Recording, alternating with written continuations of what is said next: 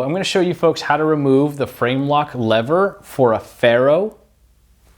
And one thing you'll notice, the bike is upside down, so it would be easier for this process to have your bike upside down. If you don't have the convenience of a stand, you can just simply flip your bike over and place it on the ground. But do remember to put something underneath there, so if it's on concrete, you don't damage the saddle or the handlebars. All right, so the first thing you want to do is get the right tools, and really the only tool you'll need is something to remove the clip.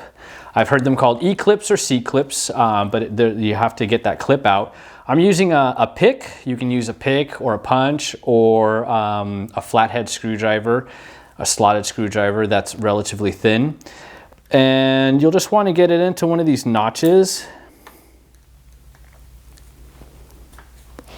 And just like a lever, you're gonna rotate it out like this, and it is under a little, like a spring, so just make sure you don't lose it. And I'm gonna set this aside for now. And you'll notice I do have the frame lock in the closed position. That's kind of to keep everything tight. And once I open it with the bike upside down, you notice I have my finger here because I don't want to drop that piece.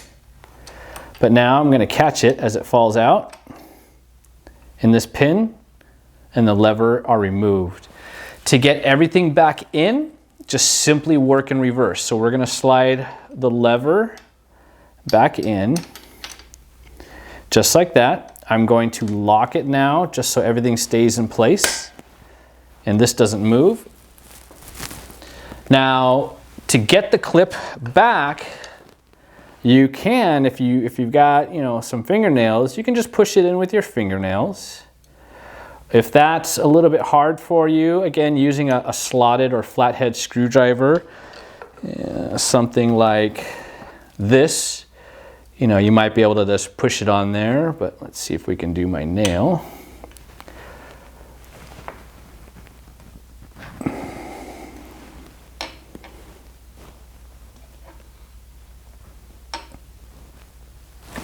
And get it the rest of the way. Just like that. And then you'll just open it just to make sure everything is nice and loose. There's no friction. The lever is allowed to float on there. And that's it.